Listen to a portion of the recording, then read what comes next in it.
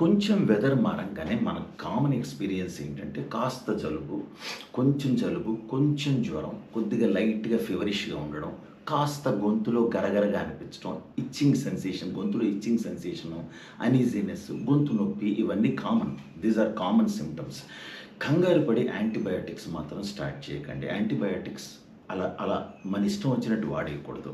దాని బదులు ఫస్ట్ ఒక 1, 2 days, first day, second day సింపుల్‌గా ఒక చెంచా తేనె నోట్లో వేసుకొని బాగా పుక్కిలించి గొంతు వరకు గార్గిలింగ్ చేసి ఉమ్మేయడం గానీ, షుగర్ ఉంటే ఉమ్మేయండి, షుగర్ లేకపోతే మింగేయండి. అలా రోజుకు ఒక 5, 6 సార్లు చేయండి. దాంతో పాటు గోరువెచ్చటి నీళ్ళలో కొంచెం ఓ చిటికెడు ఉప్పేసి దాంతో పుక్కిలించి ఉమ్మేస్తూ ఉండండి. అలా కూడా రోజుకు ఒక 4, 5 సార్లు చేయండి.